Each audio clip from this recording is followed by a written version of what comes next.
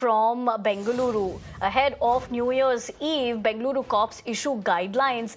In fact, Bengaluru cops issue strict orders in the purview of the same. One-way system for pedestrians is one aspect, the other being restriction on usage of whistles and masks. Guidelines issued with cab aggregators as well.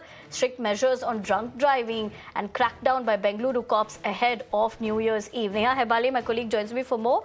Neha, very good afternoon. Given the aspect that it's just a couple of more days to go before we know how Bengaluru and of course the rest of the globe will be ushering the next year, but at the same point of time, Bengaluru cops keeping in mind of how things will pan out, especially for the CBD area, which is always a challenge.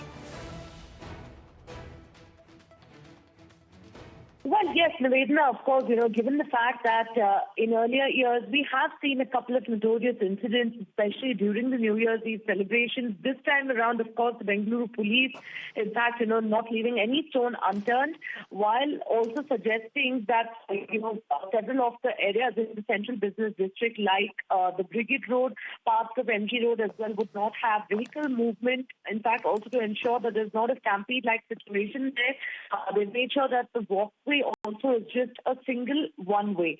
Now, apart from that, also as far as taxis and autos are concerned, they've held a separate meeting with them and given them specific pick-up and drop points so that there's no confusion on that day.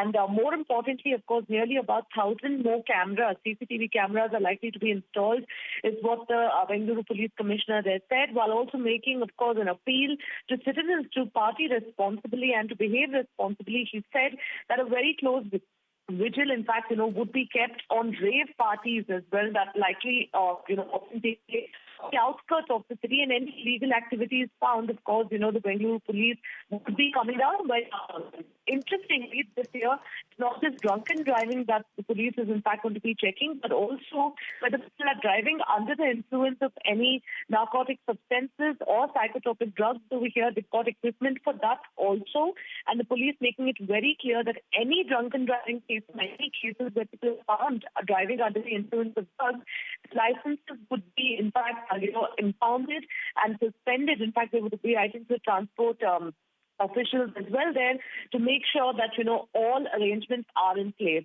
Now, of course, notorious for the traffic, there's separate arrangements that have been made there as well.